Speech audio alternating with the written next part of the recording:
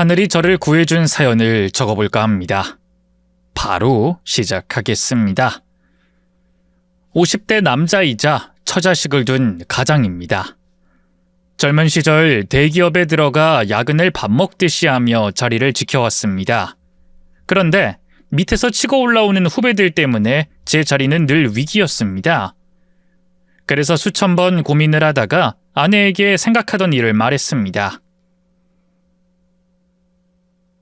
여보, 나 말이야, 회사 뭐? 보너스라도 나왔어? 아니, 그런 게 아니라 나 회사를 그만두면 안 될까? 회사를 그만둔다는 말에 아내는 아무런 반응을 하지 않았습니다. 이때다 싶어서 제 목표를 주저리 읊었습니다. 나 말이야, 치킨집을 해보면 어떨까? 시장 조사를 해봤는데 프랜차이즈점이 아니고 직접 내 이름 걸고 저렴하게 장사를 하면 반드시 성공할 수 있을 거야. 여보, 치킨집 차리게 해줘. 말 다 했니? 왜? 그러자 아내가 손바닥으로 제 등짝을 후려 갈겼습니다. 이 인간아, 한심하게 치킨집 차린다고? 지금 나랑 장난하냐? 요즘 경기에 자영업해서 성공한 사람이 몇이나 될 것 같아? 여보, 그래도 열심히 하고 맛만 좋으면 손님들이 찾게 되어 있어. 나 후배가 운영하는 치킨집에 가서 연습도 자주 한단 말이야. 뭐가 어째? 요즘 야근하느라고 늦게 들어오더니 거기에 들렀다 오는 거였냐? 이 인간아, 회사 관두면 바로 이혼인 줄 알아? 허튼 짓 하고 다니지 말고 정년 때까지 회사에 붙어 있어. 우리 딸 중학생이야. 시집 갈 때까지 무조건 붙어 있으라고. 매일 자리가 위태위태하니까 이런 말 하는 거야. 당신이 회사 생활 안 해봐서 모르나 본데 나이 먹고 뒤처져서 맨날 눈치만 보인다고. 이 하등한 인간아, 그러게 왜 뒤처지냐? 더 열심히 일할 생각은 안 드는 거야? 그 좋은 회사에 들어갔으면 길을 쓰고 일해도 모자랄 판인데 치킨집을 차리겠다고? 에라이 한심한 인간아. 당신 내 말 너무 무시하는 거 아니야? 내가 오죽 힘들면 이러겠어? 너랑 사는 나는 오죽 힘들겠냐? 조용히 입 닫고 죽어도 회사에서 죽을 생각해? 싫어. 나도 이제 하고 싶은 거 하면서 살고 싶어. 일 그만두고 치킨집 할 거야. 어디서 그런 용기가 생겼는지 저도 목소리를 크게 냈습니다. 아내는 눈꼬리를 올리며 무서운 표정을 지었고 제 따귀를 날렸습니다. 여보, 왜 때려? 맞을 짓을 하니까 때리지, 이 화상아. 한마디만 더 하면 머리털 다 쥐어 뜯어버릴 줄 알아? 저는 입을 굳게 다물고 말았습니다. 결혼 생활을 20년 정도 했는데 아내는 화가 심하게 나면 제 얼굴에 손찌검을 했어요. 머리채도 잡아채고 발길질도 아무렇지 않게 하는 사람이었죠. 세월이 많이 흘러서 그런지 아내에게 뺨을 맞아도 그 순간 기분이 상했고 시간이 지나면 아무렇지 않았답니다. 맞은 뺨이 빨갛게 부어올라 바람을 쐬러 밖에 잠시 나갔어요. 아파트 입구에 서서 먼 하늘을 올려다보고 있었는데 학원에서 돌아오는 딸과 마주쳤습니다. 아빠! 혜수야, 학원 다녀오는 길이야? 응. 근데 얼굴이 왜 그래? 얼굴? 아무 일도 없었는데 왜? 또 엄마가 손찌검한 거야? 아빠 엄마한테 맞았지? 딸에게 이런 말을 들을 때마다 쥐구멍에 숨고 싶었습니다. 엄마가 또 뺨 날린 모양이네. 엄마는 성질만 나면 아빠한테 손찌검하더라. 그거 진짜 안 좋은 버릇이야. 이번엔 무슨 일 때문에 그런 건데? 혜수야, 아빠가 한심해 보이지? 아빠가 우리 집 식구들 먹여 살리는 가장인데 왜 한심하게 보겠어? 나 학원 다니고 용돈 받는 거 다 아빠가 번 돈으로 받는 거잖아. 난 항상 아빠한테 감사하게 생각하고 있다고. 딸은 저보다 어른스러웠습니다. 항상 길을 세워주는 말을 해줘서 고마웠죠. 무슨 일 때문에 맞았냐고 또 물었는데 대답하지 않았어요. 딸에게 제가 회사에서 위기라는 소리를 하고 싶지는 않았거든요. 회사에서 제 나이대 되는 분들은 아실 겁니다. 눈치가 보이는 건 물론이고 역량 뛰어난 후배들이 치고 올라와서 심적으로 엄청 부담스럽다는 것을요. 저도 뒤처지지 않으려고 야근을 밥 먹듯이 하면서 실적을 올리려고 해봤지만 결과는 항상 후배보다 못했어요. 이러다 책상을 구석으로 빼는 건 아닐까 하고 걱정이 심했답니다. 주말에도 회사를 나가서 조금이라도 더 실적을 채우려고 나가려고 하면 아내는 콧방귀를 뀌고 말했어요. 주말에 회사 나간다고 뭐가 달라지냐? 특별히 할 일도 없는데 나가는 거면 집 청소나 좀 해. 나 이 집 식모 아니야. 주말엔 나도 좀 쉬어보자고. 청소? 그래, 내가 할게. 회사 나가서 뭐 하겠어. 달라지는 것도 없는데. 그래서 말인데 나 회사 그만두고 그 퇴직금으로 치킨집을 말을 다 하기도 전에 이미 뺨따기를 2대 맞았습니다. 여보 왜 때려? 대화를 하면 상대방 이야기를 끝까지 들어줘야지. 며칠 전에 했던 말이랑 똑같잖아. 내가 뭘 했어? 죽어도 회사에서 죽으랬지. 당신이 회사 때려치우고 치킨집 한다고 쳐.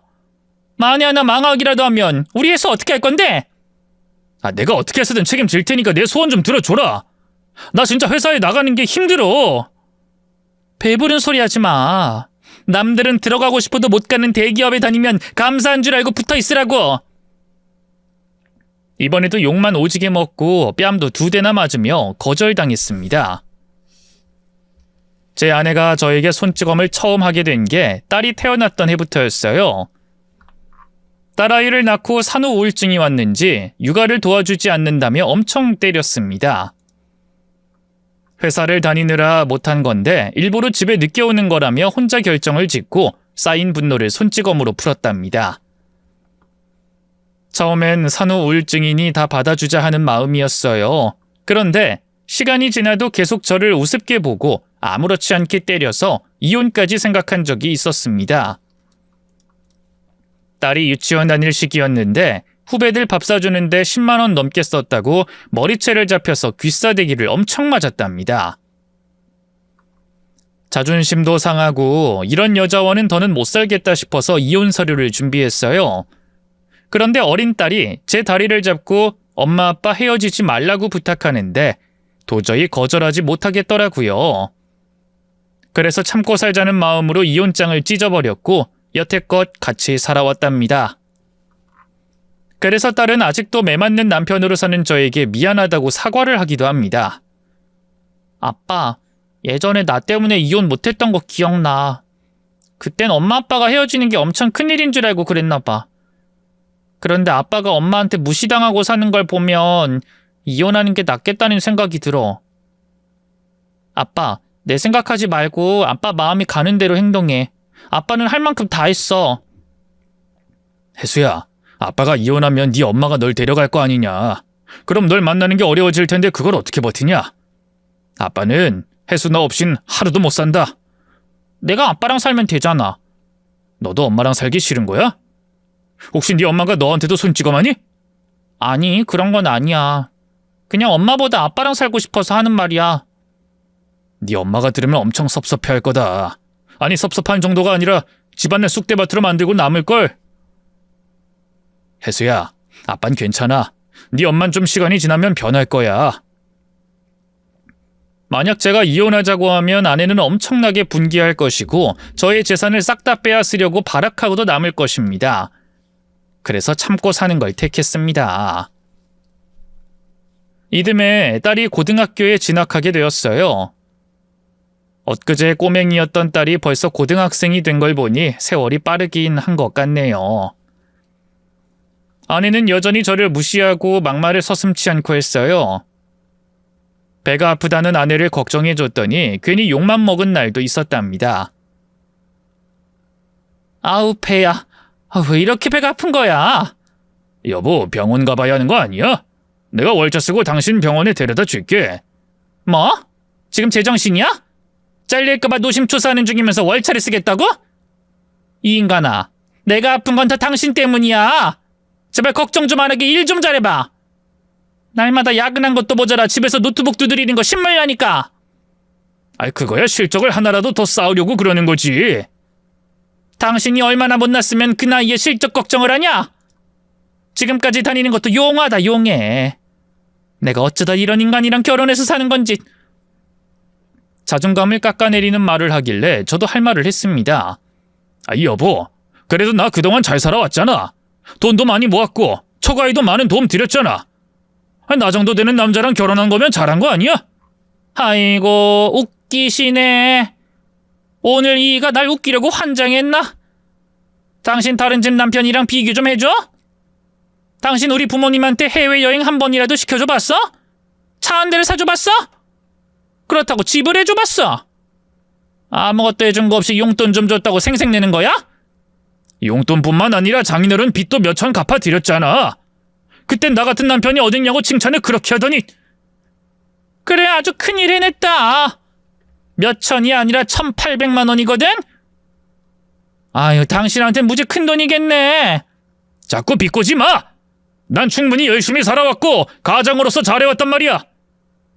이 인간이 자화자찬이 심하네. 내가 그 자뻑 좀 꽉꽉 눌러줄까? 옆집 신랑 이야기부터 뒷집 윗집 아저씨들 이야기 좀 해줘? 내가 아줌마들이랑 모이면 할 자랑이 없어서 꿀먹은 벙어리가 된다고. 아내는 늘 다른 집 남편들과 비교했어요. 주변 이웃들 남편들이 죄다 잘나서 비교질을 당하고 욕만 먹었답니다. 그리고 여전히 회사에서는 상사한테 욕을 먹어가며 일했고 후배들에겐 눈치를 받으며 자리를 지켰습니다. 치킨집은 상상만 했고 아내의 말대로 무조건 버티기로 했어요. 집안은 문제없이 돌아가니 저만 끝까지 이 악물고 최선을 다하며 꿋꿋이 버티기로 했죠. 그런데 어느 여름날 충격적인 사건이 터졌습니다. 아내가 건강검진을 받고 왔는데 안 좋았어요. 퇴근하고 집에 들어가니 딸과 아내가 울고 있었습니다. 나 어떡해, 암이라니, 그것도 말기라니. 엄마 확실한 거야? 어떻게 이런 일이 생길 수가 있어? 엄마, 우리 다른 병원 가보자. 아니야, 의사가 확실하대. 악성 종양이고 이미 손을 쓰기 힘들다고 했단 말이야. 내가 사진까지 다 봤어. 저는 거실로 힘겹게 들어가 아내를 안으며 말했어요. 얼마 전에 배가 아프다더니 암이었던 거야? 여보, 그 방법이 있을 거야. 어떻게든 살 수 있을 테니까 걱정하지 마. 나 무서워, 여보. 나 살려줄 수 있지? 당신이 내 보호자니까 날 어떻게든 보호해줘야 해. 나 이대로 죽기 싫으니까 당신이 책임져. 그래, 내가 책임질게, 여보. 해수 말대로 큰 병원으로 가보자. 검사 다시 받고 입원해서 치료받자. 아내는 고개를 좌우로 돌리며 싫다고 했어요. 거기 가면 죽을 때까지 누워서 항암 치료받아야 하잖아. 난 그건 싫어. 차라리 못해본 거 하면서 남은 시간 보낼 거야. 아이, 여보, 나더러 책임져 달라며. 당신 치료받아서 낫게 해줄 테니까 병원에 가자. 싫어. 소용없는 치료는 거부할 거야. 그냥 얼마 남지 않은 인생 내 마음대로 하면서 살 거야. 아내는 정신적으로 큰 충격을 받아서 말이 앞뒤가 달랐습니다. 저와 딸도 크게 상심했고 어떻게 해야 할지 모르겠더라고요. 다음 날 회사에 월차를 내고 아내를 데리고 병원에 가려고 했는데 눈을 떠보니 아내가 집을 나가고 없더라고요. 딸에게 물었더니 딸도 나가는 걸 보지 못했다고 했어요. 네 엄마가 말도 없이 나간 거야? 그런가 봐. 아빠, 잠깐 내버려둬. 다시 돌아오면 그때 병원에 모시고 가자. 에휴, 이게 다 무슨 일인지 모르겠다. 건강하던 사람이 하루아침에 말기 암이라니. 그날은 회사를 나가지 않고 아내를 기다렸습니다. 그런데 늦은 밤이 되어서야 돌아왔더라고요. 양손에는 쇼핑백을 바리바리 들고 왔답니다. 여보, 왜 이제야 오는 거야? 우리가 당신 걱정을 얼마나 많이 한 줄 알아? 걱정은 무슨? 나 그동안 아끼고 살았던 거 억울해서 날 위해 돈을 좀 쓰고 왔어. 비싼 데 가서 혼자 밥도 먹었고 명품 가방도 사고 구두도 샀어. 옷도 2벌이나 샀다. 아내의 행동이 이해되니 잘했다고 칭찬해줬습니다. 그래, 잘했어. 근데 같이 가자고 하지 왜 혼자 다녀온 거야? 당신은 나가서 돈 벌어야지. 그러고 보니 당신 면도도 안 했네? 뭐야, 오늘 일이 안 나갔어? 당신이랑 큰 병원 가려고 월차 냈지. 근데 당신이 너무 늦게 왔네. 이 화상아, 일을 왜 안 나가? 그러다 잘리면 어쩌려고? 월차 냈다고 회사에서 잘리진 않아. 그리고 지금은 무엇보다 당신한테 신경 써야 하니까 회사 걱정은 그만해. 여보, 내일은 병원에 가자. 싫어. 어제 말했잖아. 난 남은 인생 누워서 보내고 싶지 않아. 지금 아픈 증상도 없고 팔팔하니까 당분간 내가 하고 싶은 걸 다 하면서 살아야겠어. 제 통장 카드를 들고 다니며 실컷 하고 싶은 걸 하겠다고 하네요. 당장 병원에 가는 건 죽기보다 싫다고 화를 내고 있었고 아내가 하고 싶은 걸 꼭 하겠다고 하니 다 해보라고 했습니다.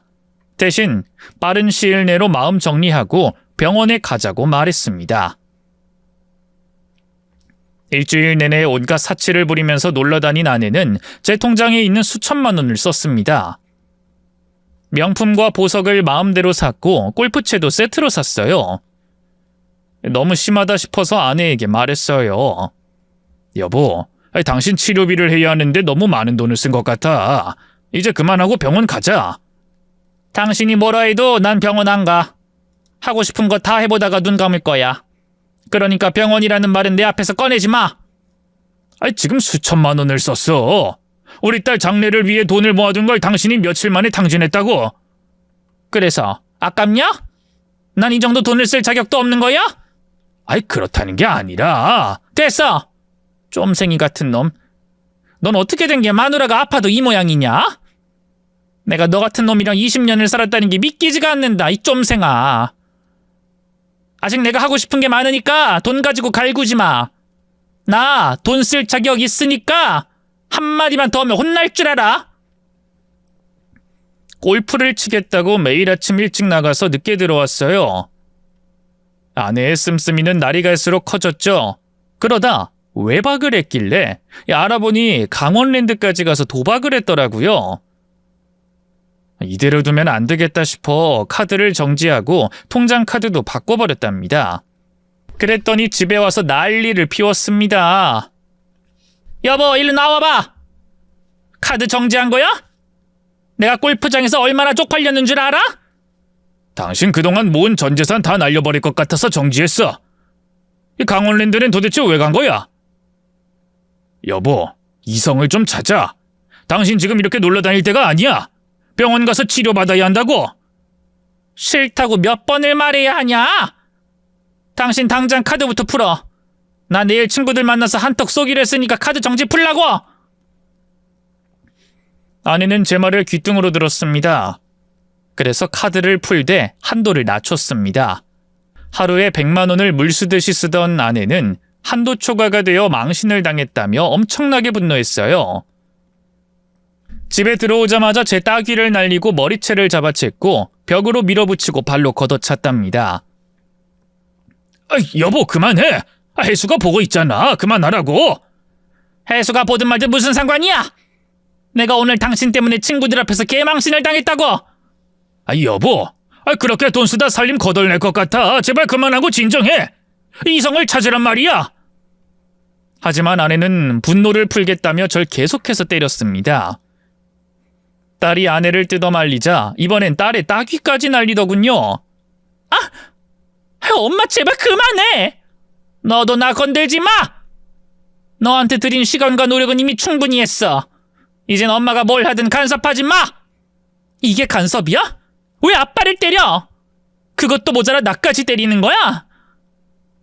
도대체 언제까지 이럴 건데? 아픈 사람이라고 우리가 어디까지 봐줘야 하는 거냐고? 이 싸가지 없는 기집을 만나. 어디 엄마한테 눈을 똑바로 뜨고 대들아. 이게 다 당신 닮아서 그런 거잖아. 마누라 알길 개 콧구멍으로 하니까 애가 이 모양인 거잖아. 엄마, 아빠한테 그런 말 할 자격 없어. 맨날 아빠 쥐잡듯이 잡고 툭하면 손 찍어 맸잖아. 내가 그걸 보면서 자라왔다고. 당장 아빠한테서 떨어져. 이 기집애가 안 되겠네. 너 오늘 잘 걸렸다. 그동안 오냐오냐 키웠는데 오늘은 제대로 참교육해줘야겠어. 아내는 목표를 딸로 돌려서 손찌검을 했어요. 놀란 저는 잠시 멈칫했다가 이내 몸을 던져서 아내를 막았고 딸에게 도망가라고 소리쳤습니다. 혜수야, 네 방으로 가서 문 잠가. 그럼 또 아빠가 맞을 거 아니야. 엄마가 아무리 암 환자라고 해도 이러면 안 되지. 그래도 일단 피해. 아빠가 말리고 대화해 볼 테니까 어서 들어가. 딸을 방으로 보내고 흥분한 아내를 말리는데 어지간히 얻어맞았습니다. 두 손을 꽉 잡고 있자 이빨로 제 코를 깨물더군요. 어떻게 해서든 딸에게 다가가지 못하게 몸과 얼굴로 방문 앞에서 돼지게 맞았답니다. 그렇게 난동을 부린 아내는 씩씩대면서 집을 나갔어요. 어딜 가는 거냐고 물었다가 아내가 집어던진 구두에 얼굴을 맞아버렸죠. 집을 나간 아내가 쓸 돈이 없으니 금방 돌아올 줄 알았는데 다른 방법으로 돈을 마련했더라고요. 사채로 돈을 빌렸더라고요. 언제까지 이렇게 할지 가늠되지 않아 아내를 찾아서 강제라도 병원에 데려갈 계획이었습니다. 먼저 아내와 친한 친구를 찾아가서 아내에 대해 물었습니다. 미정씨 오랜만입니다. 제 집사람에 대해 물어보려고 왔습니다.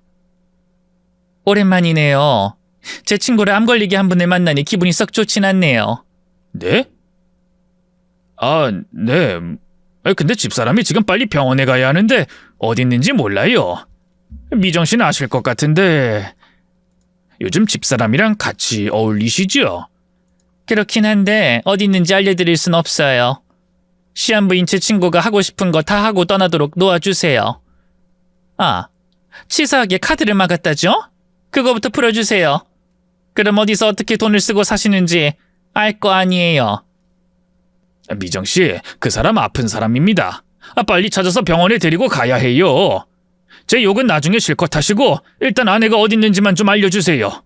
몰라요. 어디선가 못해본 걸 하고 있겠죠. 그러게 내 친구한테 잘 좀 해주지 그러셨어요. 제가 못한 게 무엇이냐고 따지고 싶었지만 말을 아꼈습니다. 끝까지 알려주지 않을 것 같아 대충 인사하고 나왔습니다. 최대한 빨리 찾아내려고 심부름센터에 의뢰했어요. 아픈 사람이니 한시라도 빨리 찾아달라고 부탁했죠. 그래서 아내를 금방 찾아냈는데 정말 충격이었어요. 심부름센터 직원이 부른 곳에 가봤더니 웬 남자와 모텔에서 뒹굴고 있었습니다. 당신 지금 뭐 하는 거야? 이젠 하다하다 바람까지 피우는 거야? 당신이야말로 뭐 하는 짓이야? 내 뒤를 캐는 거야? 미행이라도 붙인 거냐고? 암 환자를 계속 내버려 두면 안 되니까 사람을 고용했지. 근데 아픈 사람이 버젓이 바람을 피우고 있네. 당신 참 대단하다. 나도 알아. 이 나이에 아직 죽지 않았다는 걸 당신도 알겠지? 연하남이 나 좋다고 쫓아다녀서 사귀기로 했어. 남편한테 그게 할 소리냐? 당신 진짜 너무한다. 너무해? 그렇게 꼬우면 당신도 바람 피워. 당신은 여자 꼬시기 어렵겠다. 그 더러운 몸매로 어떤 여자가 넘어가겠어? 찌질하고 하찮은 당신한테 어떤 정신 나간 여자가 넘어가겠냐고. 이 여자가 진짜... 차마 아내를 손대지는 못하고 상간남의 멱살을 잡고 주먹을 날렸어요. 이 나쁜 자식아! 할 짓이 없어서 유부녀랑 바람을 피워? 넌 내 아내가 아픈 사람인 거 모르냐? 이 여자 말기암 환자라고! 아이씨, 그 노셔! 나도 다 알아요! 우리 누님이 죽기 전에 소원이라고 만나자고 해서 사귀는 겁니다. 형씨, 죽은 사람 소원도 들어주는 세상인데 산 사람 소원 하나 못 들어줍니까? 이 자식이 감히 뭐라는 거야? 넌 이 상황이 말이 된다고 생각해? 안 될 건 또 뭔데? 저는 상간남의 얼굴에 주먹을 날리고 발로 등짝을 밟았습니다. 그러자 아내의 손바닥이 제 얼굴에 힘껏 날아왔습니다. 내 애인 얼굴에 손대지 마! 잘생긴 얼굴에 스크래치 같잖아!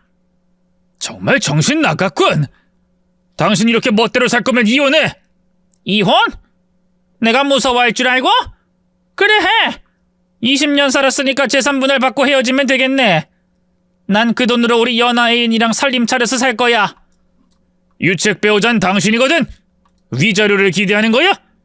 바람 한 번 피웠다고 20년 함께 산 나한테 위자료 한 푼 안 주는 건 불가능해. 이미 변호사한테 가서 물어봤다고. 아내는 바람 피우면서 이미 이혼까지 알아봤더라고요. 암에 걸렸다고 사람이 이렇게 독해져도 되는 겁니까? 이전엔 그래도 살림도 하고 딸을 잘 키우고 있으니 저에게 무슨 짓을 하든 무슨 말을 하든 다 참았는데 이젠 안 되겠더라고요. 그래서 마음을 굳히고 모텔방에서 나와버렸습니다. 상간남과 무슨 돈으로 놀러 다니는지 모르겠지만 일단은 제 돈은 다 막아놨으니 상관하지 않았어요.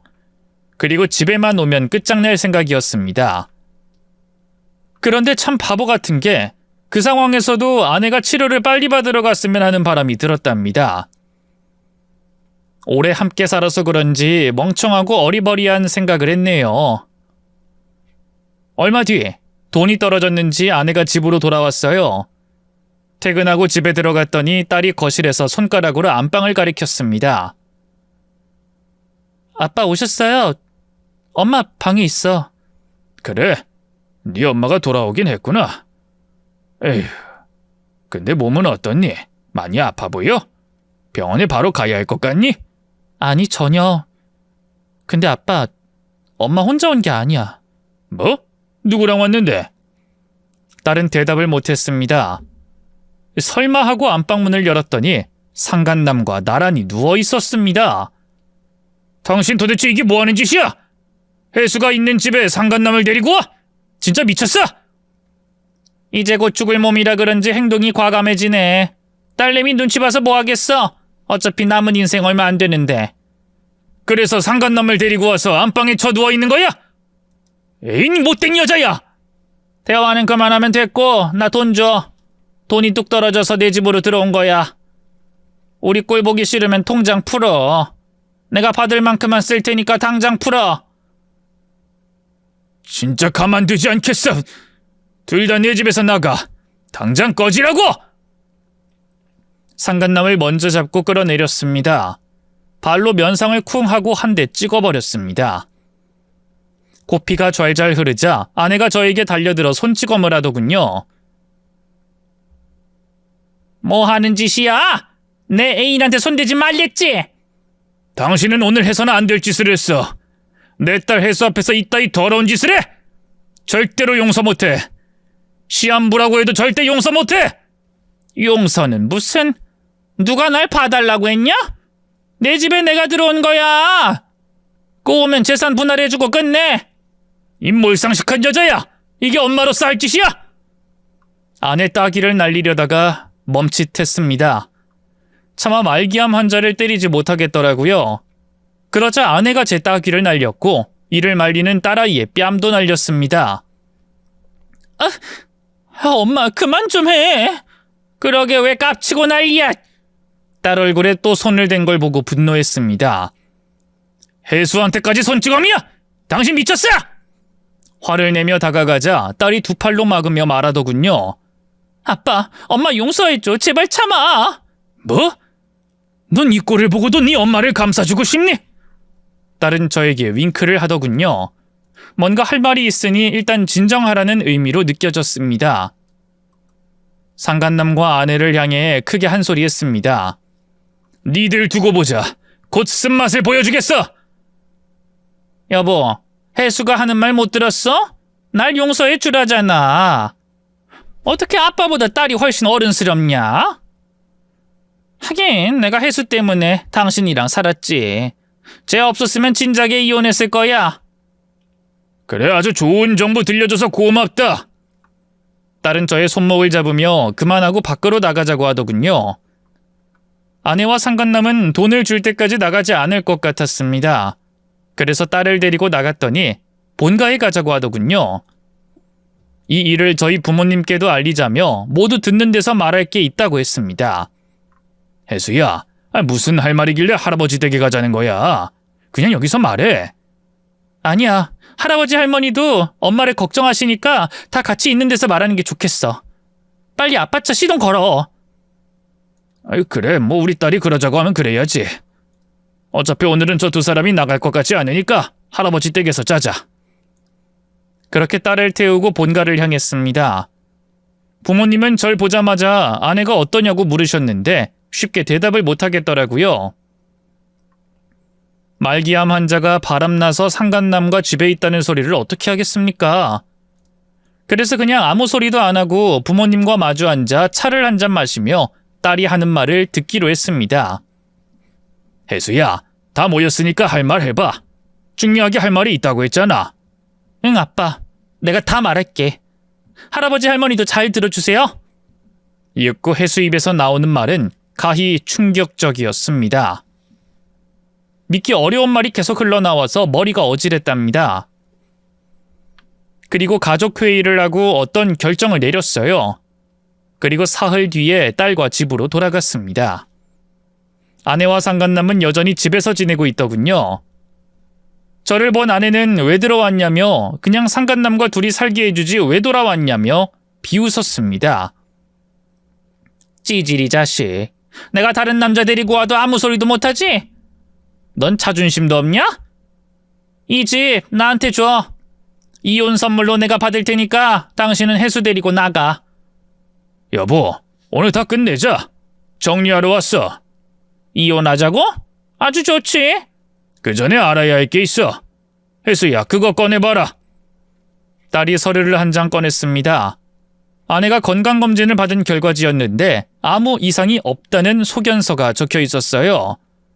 이게 뭐야? 내 검사지잖아. 근데 아무 이상이 없다고?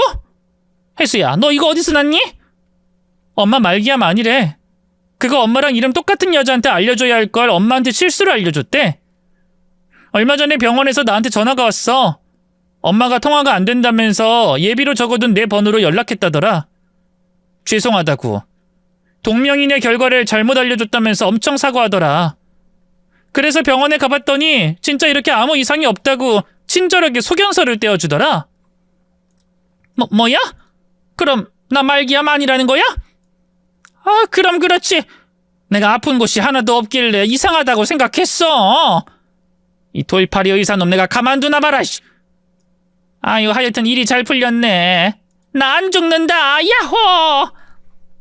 딸이 말한 건 모두 사실이었습니다. 아내는 모르는 번호를 받지 않아서 딸이 결과를 들은 거죠. 그래서 제가 서류를 꺼냈어요. 이혼 서류를 건네주며 도장 찍으라고 했습니다. 당신이 그렇게 바라던 이혼 오늘 하자. 상간남이랑 잘해봐. 도장 찍기 전에 위자료부터 줘야지. 재산분을 확실히 해줘. 아, 내가 바람 피웠다고 한 푼 안 준다는 소리는 하지 마. 아무리 바람 피웠어도 재산 분할 받을 수 있다고 했으니까. 알아. 근데 어떡하지? 내 재산이 하나도 없어서 말이야. 이 집은 내 딸 명의로 돌려놨고 통장의 돈은 모두 부모님께 이체해드렸어. 뭐야? 일부러 위자료 안 주려고 머리 굴렸다고? 야, 그래봐야 소용없어. 변호사를 잘만 선임하면 내가 받을 몫을 다 받아낼 수 있다고. 그래, 당신 변호사가 그렇게 말했으면 받아낼 수 있겠지. 근데 말이야, 나도 능력 있는 변호사 만났어. 그 변호사가 조언한 대로 행동한 거거든. 줄 돈이 없다고 배째라고 나가자고 하던데 협의 이혼하기 싫으면 소송전으로 가든가. 이 인간이 멍청하고 아들한 줄 알았더니 여우 같은 놈이었네. 이거 다 우리 딸이 알려준 대로 한 거야. 당신이 암이 아니라는 걸 알고 가만히 입을 닫고 기다린 거야. 내가 당신한테서 유리하게 이혼하게 해주려고 계획한 거라고. 아주 부녀가 똑같이 날 엿먹이네. 근데 니들 뜻대로 안 될걸? 그래, 마음대로 생각해. 근데 말이야, 당신이 나한테 손찌검하고 막말하는 걸 우리 딸이 오래전부터 동영상을 찍어놨더라. 스마트폰이 생겼을 때부터 말이야. 정말 우리 딸이 많이 똑똑하고 지혜로운 것 같아. 판사 앞에서 거짓말할 생각하지 마. 증거는 다 있으니까. 아내는 이성을 잃고 눈, 코, 입을 떨더군요. 주먹을 쥔 채로 딸에게 달려들었습니다. 이 못된 것 같으니 이 엄마가 널 어떻게 키웠는데 뒤에서 그런 짓을 해? 그 순간 제가 아내 따귀를 힘껏 날려서 막아냈습니다. 바닥에 자빠진 아내는 숨을 씩씩 쉬면서 저를 노려봤어요. 그 사이 안방에서 모든 걸 들은 상간남이 걸어 나왔습니다. 에이, 누님, 들어보니까 누나 시한부 아니라며? 그럼 보험금 받는 일도 없겠네? 그리고 상황 보니까 이혼해도 위자료 한 푼 못 받을 테고. 에이, 재수없어. 제대로 똥 밟았네. 자기야, 지금 뭐라는 거야? 어디가? 날 두고 혼자 나가면 어떡해? 이 아줌마야, 돈 한 푼 없는 거지 같은 너를 내가 왜 만나냐? 아줌마 거울 안 봐? 돈 나올 구멍이 하나도 없는데 내가 왜 계속 붙어있겠냐? 괜히 당신 남편한테 면상만 밟혔잖아. 뭐? 자기 날 돈 보고 만난 거야? 당연하지, 이 아줌마야. 시한부라고 몇 달만 같이 살아주면 사망보험금 다 받게 해주겠다고 네가 날 꼬셨잖아. 근데 아프지도 않고 몸도 멀쩡하고 이혼한다 해도 유책 배우자가 당신이라 뭐 하나 받지 못하게 눈앞에 그려지거든. 더 볼 거 없으니까 난 이만 퇴장할게. 그럼 가족들의 일은 알아서들 해결해. 아내의 상간남은 매우 단순했습니다. 돈 나올 구멍이 없다는 걸 알고 바로 아내를 버리려고 하더군요. 이에 광분한 아내가 상간남의 발목을 물어뜯더니 거실 바닥에서 두들겨 패고 난리가 났습니다. 저와 딸은 물러나서 구경했죠. 아줌마 이거 놔! 에이씨, 내 얼굴에 손대지 마! 너 오늘 내 손에 돼질 줄 알아? 난 너에게 진심이었어! 근데 감히 날 가지고 놀아? 멍청한 아줌마야. 다 알았으면서 왜 모른 척해? 내가 돈 때문에 아줌마한테 붙어있었지 그게 아니면 뭘 보고 붙어있겠냐? 이놈 절대로 가만 안 둬! 오늘이 네 재산날인 줄 알아! 아이 나도 안 참아! 아줌마 남편한테 두들겨 맞은 거 다 돌려주겠어!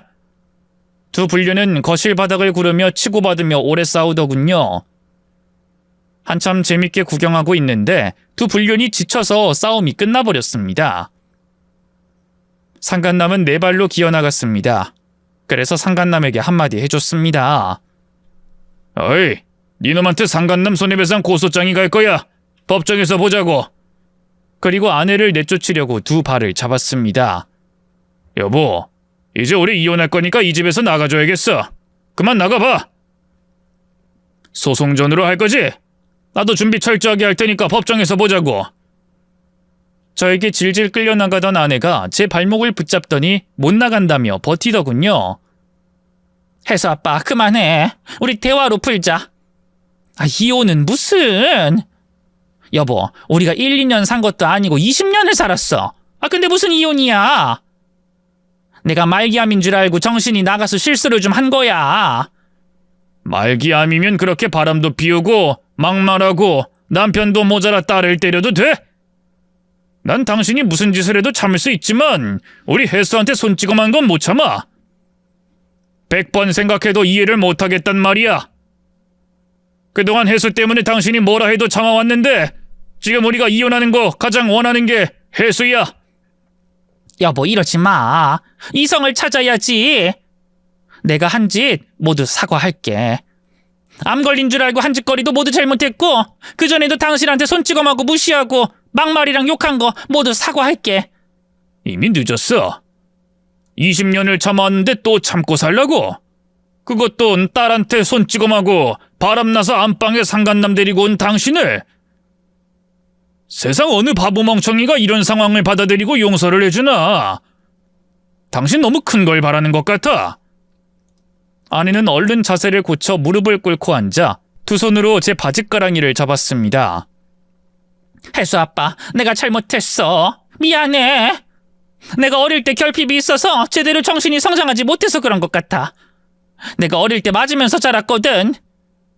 맞으면서 자랐으면 남편을 그렇게 때려도 되고 딸애한테 손대도 돼? 바람나서 안방 침대에 상간남을 데리고 와도 돼? 내가 혜수를 때리고 바람난 건 시한부인 줄 알고 나서잖아. 원래 그런 사람 아니었다고. 당신한테 했던 짓들도 모두 사과한다니까. 나 다시는 안 그럴게. 그러니까 용서해줘. 정말 염치 없는 여자네. 난 이미 이혼하기로 마음 굳혔어. 그러자 아내는 시선을 딸에게 돌리며 말했습니다. 혜수야, 네 아빠 좀 설득해줘라. 이 엄마가 반성하고 후회하고 있으니까 앞으로는 절대로 손찌검도 안 하고 나쁜 행동도 안 할게. 새로 태어났다고 생각하고 정말 두 사람에게 잘할게. 혜수야, 그래도 내가 널 잘 키웠으니 엄마를 용서하고 이해해줘. 엄마, 날 잘 키워주셨다고 생각한다니 좀 억울하네. 어릴 때 손찌검은 안 했어도 욕은 엄청 했잖아. 입에 담기 힘든 소리를 해대면서 키운 거 몰라? 가장 충격적이었던 말이 뭔지 알아? 난 커서 이도저도 아닌 잉여인간이 될 거라고. 공부도 못하고 특기도 없으면 세상 살아갈 자격 없는 거라고 내 심장을 엄청나게 들쑤셨지. 근데 그거 다 이해하고 넘어갔어. 엄마가 날 잘 키웠다고 하길래 억울해서 한 말이야. 엄마는 엄마 자격이 없고 아빠의 아내 자격이 없는 것 같아.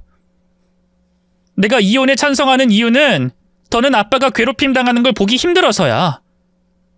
아빠한테 했던 행동들 나한텐 충격이었어. 초등학생 때는 무서워서 바지에 오줌도 여러 번 쌌다니까? 아빠를 위해 말리고 싶었는데 너무 무서워서 다가가지 못했어. 그때를 생각하면 아직도 나 자신이 한심하게 느껴져. 혜수야, 엄마가 잘못했다. 이 엄마가 100번 1000번 잘못했다. 사과할게. 이렇게 두 손을 싹싹 빌 테니 한 번만 용서해줘라. 우리 셋이 다시 시작하자. 처음부터 말이야, 응? 이미 늦었어. 엄마라는 사람과는 다시는 못 살 것 같아. 지금 엄마 상태 보아하니 이혼장에 도장 찍을 것 같진 않으니까 소송으로 가야겠네. 그럼 변호사 잘 알아봐. 아내는 용서 비는 게 통하지 않자 다시 성질을 내기 시작했습니다. 야! 다른 엄마들도 그 정도 잔소리는 하면서 키워! 내가 얼마나 잘못했다고 엄마 자격이 없다는 소리를 해? 이 씹어먹어도 시원찮은 기집애야. 네가 나서서 부모 이혼시키겠다고 선동했지? 너 그 못된 버릇 고쳐줄게. 다리 몽둥이를 그냥... 아내가 실컷 짓거리더니 딸에게 손을 뻗길래 제가 아내의 뺨을 날렸어요. 감히 내 딸한테 또 손을 대려고? 아이, 도대체 나한테 왜 그래? 시한부인 줄 알고 실수 좀 한 거 가지고 이렇게까지 해야 해? 내가 사과하잖아. 미안하다고 하잖아. 당신도 바람 피우고 날 때리면 되잖아. 하고 싶은 대로 나한테 막대하면 되잖아. 혜수, 너도 마찬가지야. 엄마가 원망스러우면 실컷 욕을 하고 풀어. 제발 날 버리지 말라고. 저와 딸은 아내와 똑같은 인간이 되고 싶지 않으니 그만 꺼지라고 몸을 밀어냈습니다. 딸도 합세해서 아내를 등 떠밀어 현관 밖까지 밀어냈습니다. 여보, 혜수야, 제발 이러지 마. 나 갈 데도 없고 돈도 없어. 안 돼. 제발 쫓아내지 마. 현관문이 닫히자 문 열어달라고 난리였습니다. 딸은 침착하게 112에 신고하더니 아내를 쫓아내달라고 했습니다. 그래서 곧 아내의 울부짖는 목소리는 들리지 않았답니다. 이혼 소장을 보내고 곧 법정에서 아내를 만나게 됐습니다. 저에게 손찌검한 영상을 모두 제출했고 제 돈 수천만 원을 쓴 것도 증거로 제출했습니다. 또 딸이 아내의 잘못된 양육 방식 때문에 정신적인 스트레스를 심하게 받은 게 인정되었습니다. 위자료는 한 푼도 주지 않아도 됐죠. 집 명의를 바꿀 필요도 없었더라고요.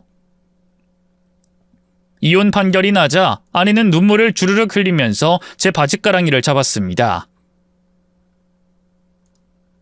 여보, 나 다시 돌아갈래.